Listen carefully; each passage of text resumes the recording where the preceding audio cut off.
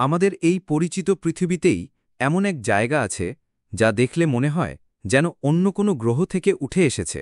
এখানকার গাছপালা, এমনকি আবহাওয়া, সবকিছুই এতটাই অদ্ভুত যে একে বলা হয় পৃথিবীর এলিয়েন দ্বীপ। আজ আমরা সেই বিস্ময়কর সোকোত্রা দ্বীপ সম্পর্কে জানব। ভারত মহাসাগরের বুকে ইয়েমেনের দক্ষিণ উপকূলে অবস্থিত এই সোকোত্রা দ্বীপপুঞ্জ লক্ষ লক্ষ বছর ধরে এটি পৃথিবীর বাকি অংশ থেকে কার্যত বিচ্ছিন্ন হয়ে আছে। এই বিচ্ছিন্নতার কারণেই এখানে এমন সব উদ্ভিদ ও প্রাণীর জন্ম হয়েছে যা পৃথিবীর আর কোথাও দেখা যায় না। বিজ্ঞানীরা একে জীবন্ত জাদুঘর বলে থাকেন। সোকোত্রার সবচেয়ে বিখ্যাত গাছ হল ড্র্যাগনস ব্লাড ট্রি।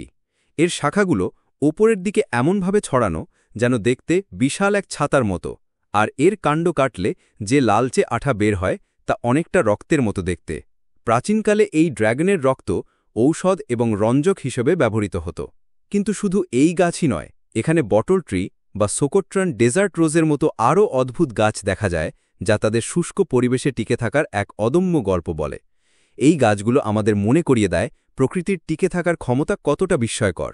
উদ্ভিদের মতোই সোকোত্রার প্রাণীগুলো অনন্য। এখানে এমন কিছু সরীসৃপ, পাখি এবং পোকামাকড় রয়েছে যা বিশ্বের অন্য কোথাও নেই। এখানকার জীববৈচিত্র্য এতটাই বিরল যে ইউনেস্কো সোকোত্রাকে বিশ্ব ঐতিহ্যবাহী স্থান হিসেবে ঘোষণা করেছে। সোকোত্রা দ্বীপ পৃথিবীর এক লুকানো রত্ন, এক জীবন্ত কিংবদন্তি, যেখানে প্রকৃতি তার নিজস্ব নিয়মে, নিজস্ব ছন্দে এক ভিন্ন জগৎ তৈরি করেছে। আজ এ পর্যন্তই।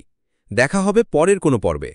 পৃথিবীর এমন আরও অজানা ও বিস্ময়কর গল্প জানতে আজই আমাদের আনসিন ওয়ান্ডার্স চ্যানেলটি সাবস্ক্রাইব করুন।